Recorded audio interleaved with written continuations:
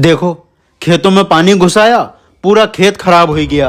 अब इसकी खुदाई करानी पड़ेगी और मजदूरन के रेट आसमान छू रहे हैं। एक बार मजदूरों से बात तो करिए, कुछ रुपए कम कर लेना। लेकिन खुदाई होना तो जरूरी है ना। हाँ हाँ, बुलाया है मैंने मजदूरन को। आ जाओ, यही खेत है। भैया जे हमारा खेत है, पिछले कोनू गांव से पानी आया गया तो पूरा खेत खराब हो गया। हमें अपने जे खेत की खुदाई करवानी है। बताओ कितने रुपए लोगे? एक मजदूर के एक दिन के 1000 रुपए जाएंगे। सही रेट कह दिए भैया, यही बात हमारे दिमाग में चल रही थी। हाँ भैया जी क्या कह रहे हो? 1000 रुपए?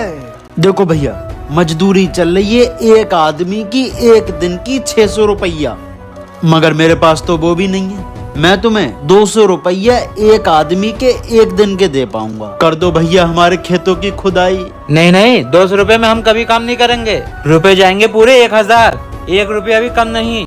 सही कहा भैया, इस वक्त सारे मजदूर कामों में लगे हुए हैं, इन्हें कोई मजदूर नहीं मिलेगा। चलो भाई चलो। अगर खेतन की खुदाई नहीं हुई तो हम सब भूखे मर जाएंगे। समझ नहीं आ रहा क्या करें। पापा घबराओ मत, खेत की खुदाई भी होगी और यही मजदूर करेंगे। लेकिन बेटा कैसे? पापा बस तुम खामोश रहना, फिर देखना मेरे इस चालाक दिमाग का कमाल। पापा रुको, यही घर है उन तीनों मजदूरों का। पापा अपने खेत की खुदाई किसी से मत करवाओ, क्योंकि अपने खेत के नीचे 10 लाख रुपए दबे हुए हैं। ये राज मुझे दादा ने बताया था, ये मैं तुम्हें आज बता रहा हूँ। हम अपने खेत की खुदाई खुद कर लेंगे, चलो।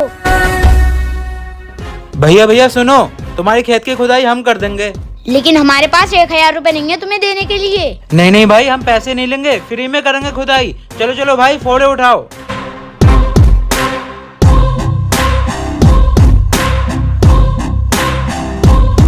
माँ तुम घर चलो, हम लोग आ रहे हैं।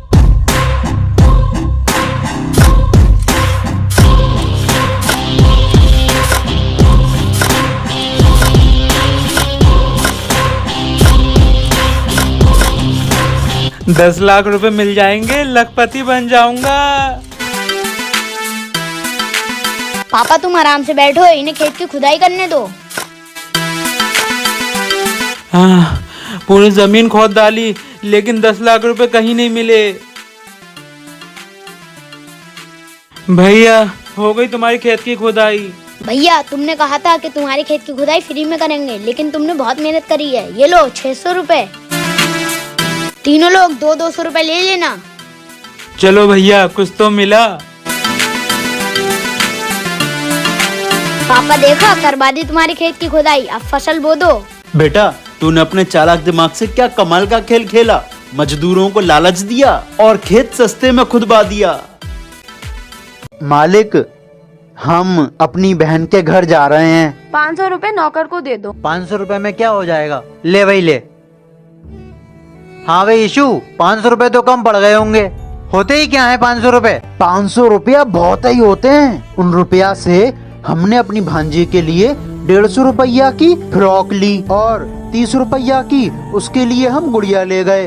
दामाद जी का तो आपको पता ही है, इतना बड़ा मर्तबा होता है। तो 50 रुपया की बेल्ट ले गए और 80 रुपया का हमारा किराया लग गया। 50 रुपया की हम मिठाई भी ले गए। अब बचे 90 रुपए। तो 10 रुपया की हमने अपनी भांजी को कटर पेंसिल दिला दी। साहब हमारी भांजी स्कूल जाती है, स्कूल पढ़न। वापसी आते वक्त 60 रुपया किराए में खर्च हो गए।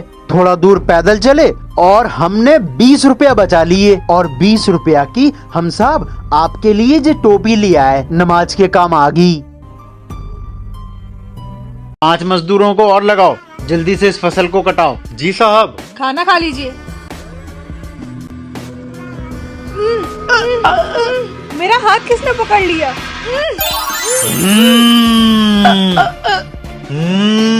सफेद जिन, चल जल्दी से मुझे काम बता। एक बुलेट दे दे। डुक डुक डुक डुक डुक डुक। ये ले। जल्दी से मुझे अगला काम बता। हवा की सैर करूंगा, एक प्लेन दे दे। ये ले। अब तुम्हें लेके दुबई भाग जाऊंगा, इस सफेद जिन के हाथ नहीं आऊंगा। जल्दी से मुझे काम बता, वरना मैं तेरी जान और तेरी ये जान दोनों लेकर चला जाऊंगा। आइडिया, ये इस मच्छर को कपड़े पहना दे।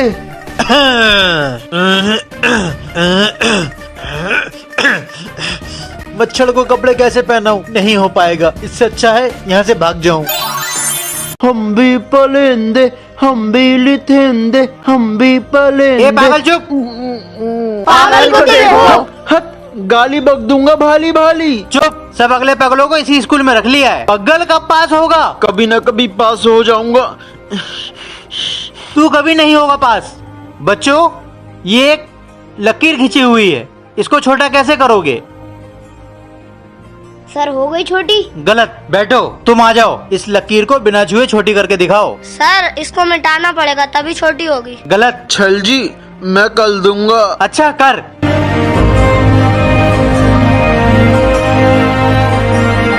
हाँ, ये तुझे किसने सिखाया? छल जी, हमारी माँ कहती थी अगर किसी को छोटा करना है तो उसे गिलाओ मत, नहीं छोटा तलो, बल्कि तुम इतने बड़े हो दाओ कि वो खुद छोटा हो जाए। कभी कभी कुछ ना समझ लोग हमें वो सिखा देते हैं जो कोई किताब, कोई स्कूल नहीं सिखा पाता।